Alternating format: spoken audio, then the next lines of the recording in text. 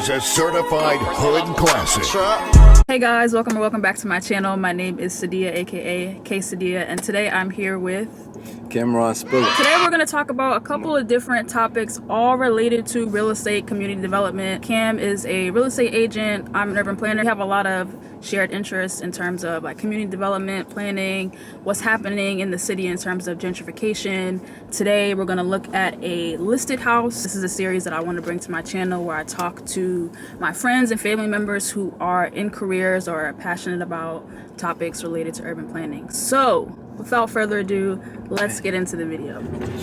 Oh, killing my windows, bro. My bad. My name's Cam, real estate agent, entrepreneur, and future real estate developer. What are we doing right now? Oh, so yeah, let's start with that. We're going to see a property that's out in Upper Darby for a client of mine that is looking for a 4-bedroom, 2-bathroom house. She's moving out of the city into the suburbs of Philadelphia. She wasn't able to make it today because her hairstylist was a bit late, priorities. So I'm gonna go ahead and check out the property with Quesadiyah and see if this is a good vibe. So let's talk about the steps of how does it work being a real estate agent. So somebody has to contact you when they're interested in purchasing a house, and then how does it go from there? For people that don't know anything about the real estate game, why you even need an agent? Because I know we live in a generation where we're so self-taught.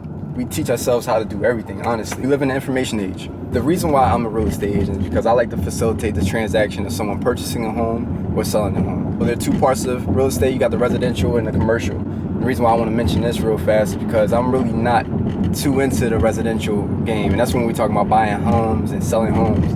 I'm more so into the commercial space, and that's what we're talking about, leasing spaces for businesses that want to move into a community or maybe buy a commercial building. All right, so as an agent, I represent the buyer and the seller in the transaction. I've always wondered about that. Like, what was the purpose of the real estate agent? Because it's like some people, they choose to sell by owner and not have a real estate agent involved. Or, right. So what value, I guess, does the real estate agent bring to the table? That's a great question. A real estate agent is basically that expert for you. You want someone that is on the ground every single day, that works with different clients, someone that you can trust, someone that knows if you're getting into a good deal or a bad deal, someone that is holding your best interest at hand at all times. And that's what I do as a real estate agent. Finding a new home is not easy for anyone. Having someone that can mediate that experience, it's worth the money at the end of the day. And you're probably going to end up getting more money for your home if you choose a real estate agent. Just because we know the market, we know when is a good time to buy, we know when is a good time to sell. I dedicate my life to this. I've been in real estate since I was maybe 7 years old. My father had a real estate company, and I worked with him. I did small jobs. I started out cutting grass and painting homes and doing things of that nature. And then I also got into the numbers and understanding, what's a good buy, what's a good flip, what's a good buy and hold. Realized that you can't do anything in this world without trust with people. So I feel like through an agent, what I have to do every single day is basically earn people's trust. So we just pulled up to this house. This is residential property. 4 bedrooms, 1 bathroom, 1 half bathroom. Looks nice on the outside. We want to see what it looks like on the inside. So is this what you typically do on a daily basis? Like just come look at houses, normally with a client, I'm guessing, right? Yeah, normally with the client. Okay. Like we said today, the client, had other priorities. As an agent, my job is to find a place for my client. So I'm out here. So this house is on the market for $229,000. Newly renovated.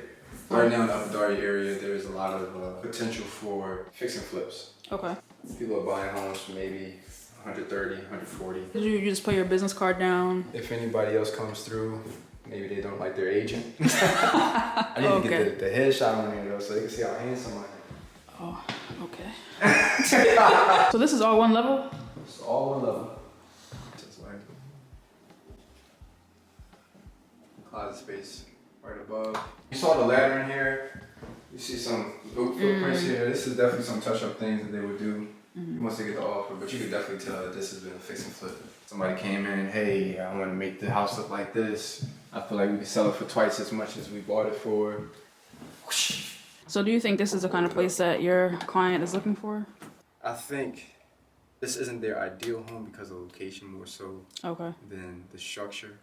I think it has a good, solid structure. I don't see any signs of leaks. Of course, everything's been painted over. We're going to have to look at the seller's property disclosure to see if there's been any leaks or we need to do any more improvements. We're going to have a wood infestation inspection, radon inspection, a home inspection, just a general home inspection as well. So I'm not quite sure. Structurally, it's good. Location, price. It's kind of. I think for $229 we could do a little better. Yeah. How this market is going, a lot of properties are being placed or they're being priced under market value. Okay. So that they can start a bidding war. For instance, they would price a property like this $150,000.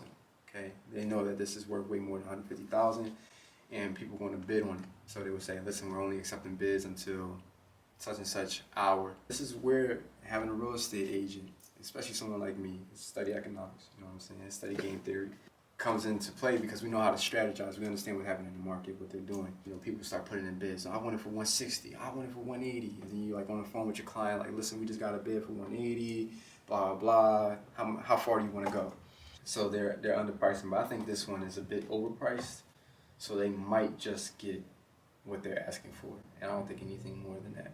I'm not a genius either. I'm just guessing, trying to make some educated guesses based off of my own market analysis and expertise. So what neighborhood do you typically show the most? Or are you all over the city, suburbs? I'm all over. Yesterday I was in Phoenixville. Phoenix? Oh, that's far out. For me, I'm usually downtown in West Philadelphia because I work with a lot of commercial spaces. Yep. So this is the house. What do you guys think of this house? Would you buy this house? I don't think I would buy this house. But you didn't see the rest yet. You gotta see the Huh? rest. What's the rest? We went, it's only these 2 floors, right? Downstairs. Is the basement finished? You can tell they've done renovations, but I don't know. It looks like they just kind of painted over some stuff, and it's not, I don't know. I personally probably wouldn't pick this place, but that's just me. Made it down to the basement. I really like to do a lot of research down here. I'm looking at the water heater. I'm looking at how the home is run. So we're looking at electricity. We're looking for electrical junction boxes. We look for 2 things that homes hate. Homes hate water and fire. So look right here. Yesterday, but the day before that, Philly had a lot of rain. So this is a good time to go into the basement of homes to see if, all right, does this home leak at all? You can see they definitely tried to patch up some of the wall, keep the water from coming in. But we see some water right along here. You know, you see it's damp. We see some dampness. And it smells like mold. So that's something to watch out for. You definitely want to look at the seller property disclosure, see if they're being honest. Because it's something that you can negotiate for a low price. They just put in a drainage system because they may have been getting a lot of water. This is brand new. Maybe the home in the past had a lot of flooding issues. So they put in a new drainage system for, you know, the new home buyers, so they didn't have to worry about that. Be interested in understanding, okay, what's the rest of this build out look like? You're getting some floor plans from the designers or the developers of this home, because this is an obvious buy, fix and flip. So I want to see, okay, what are your floor plans? What are you doing? What have you done? How far are we away from finishing out the build out? Because it looks like they still have a little bit of building to do. Looks like they're going to put a wall here, put some tile on this side, a tile on that side. Okay, We're done. And we're done. And that's a wrap. So right now we're in the suburbs of Philly. Yaden right now. And Yaden, okay. Have you ever seen those videos like hood vlogs? Yeah. So it's like 2 different people that I watch on YouTube. It's this one guy, he'll just sit like with the camera right here and just like drive through the worst looking parts of a city. And then it's another guy who does like vlogs where he actually will get out and like talk to people in a specific neighborhood. It's actually interesting. I really enjoy those. So I don't think we're actually gonna do that today. I'm not trying to get out and talk to nobody. So what advice would you have for someone that's interested in becoming a real estate agent as a young person? You know, because you're still in the fairly early stages of your career, you know. I am. 26. 26. I just got my license in January. Oh yeah, so it's been. Yeah. So you're like in the a few months. Some homes, don't you mean? You're, you know, a couple months ahead of somebody who may just be starting. Since it's still fairly new and fresh in your mind, what advice would you have for somebody that's looking to get into the field of being a real estate agent? First things first, understand that this is a business. And Oh my God. I thought that was your stomach. I was like, oh, we get something to eat right now, yo. Don't come into this and expect, you know, that you're just gonna start making money. First of all, you're not in this to make money. You're in this to help people find homes that are adequate for them. And also make money and make money in the At the process. same time. Yeah, exactly. Make money in the process. But I feel like some agents come into this game and they look at the dollar signs and they look at every single person as a check and they don't keep their best interests in mind. Buying a house is it can be a very stressful process. Don't come into this unless you have the heart for it, unless you really want to be able to serve people and help them find things that they want for themselves. Get them into it. Talk to somebody that's in it. Don't just go on IG, start following people's pages, scrolling through, looking at like their little talks or whatever. Like actually reach out to people. You know what I'm saying? Real estate is a game of touches, man. You gotta make sure that you stay in people's lives. You'd be surprised how much people are willing to share their experiences when you're really interested in what they're doing. What changes would you like to see in Philly over the next 10 years in terms of development, revitalization of some of these neighborhoods that may be in poverty? One thing I read recently is that Philly is the most impoverished large city. Does that make has the largest impoverished population? Some statistic where it just said basically Philly is the biggest poor city in America. It's a very poor place, and also city is very segregated by race. You know, black people in Philly live in certain areas. Black people, Asians with Asians, whites with whites. Puerto Ricans in their own, like Dominican, like everybody has their own. In an ideal world, what would you like to see Philly look like in like 10, 20 years? I would definitely like to see a much more sustainable businesses and communities that are willing and able to sustain themselves, and also structures too. I guess as a real estate agent, I want to see structures be sustainable. I want to see more vegetation, more like food programs, urban farming. Like I want to see a greener Philadelphia, to be honest with you. Philadelphia, like especially where we be around and stuff, like it looks dreary. They made West Philly high into loft apartments, the old West Philly.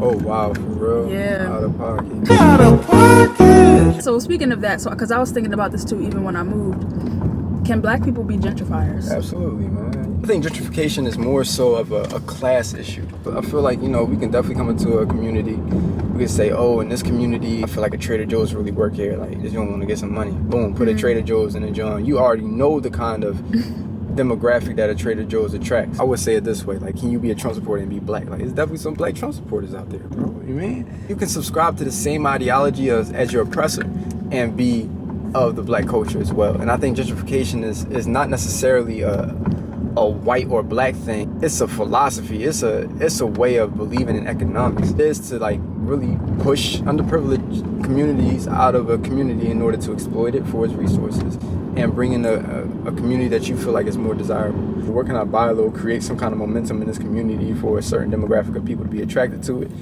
and then sell it to them at a price that's valuable to them. Yeah, this is something that we talked about a lot recently at my job in terms of development. We're talking about development in a specific area which has historically been working class. People are having conversations about development and they're saying they want to develop the neighborhood for the people that already live there. But I feel like we all know when a neighborhood looks more attractive and it has all the amenities that places in West Philly have, gentrification is like it's a byproduct of it. Yeah, it's inevitable. And if we're talking about developing more sustainable communities and more sustainable cities, that means, more people having access to bike lanes. But how do you get people like, these predominantly black neighborhoods that we're most familiar with who see those things and automatically think, oh, that's not for me? Like, how do you get people to understand? I think that's the issue, like in my job and people that I talk to, they see any kind of improvement, like even what you're saying, adding bike lanes or things that everybody could benefit from, they see it as a threat. They're not. Oh, here come the white people. They're adding bike lanes to our communities. Exactly. Like, but then it's just what's sustainable for the whole world. Certain things aren't just for white people. And it doesn't just work for white people. Like, we talking about things that are working for the planet right now. So update. The client actually liked the videos of the house. Yeah. And she wants me to put in an offer now. So I'm communicating with her now. This is about the third offer we're going to make with this client. Okay. So hopefully when this offer, I really want to get this family into a nice home. Okay. I'm going to go through it, go ahead with the paperwork. She told me she likes it, so I'm going to send her over some documents, let her look at, what has been some of the things happening inside that home. It's called the seller's property disclosure. Then we send the offer through, we wait to hear back. Hopefully they accept our bid and accept our offer. So we're going to be going to one of the buildings developed by Brandywine Realty Trust. Huge corporation. Even they have incorporated, in their space, a green space. And I would love for each building in Philadelphia to have a green roof.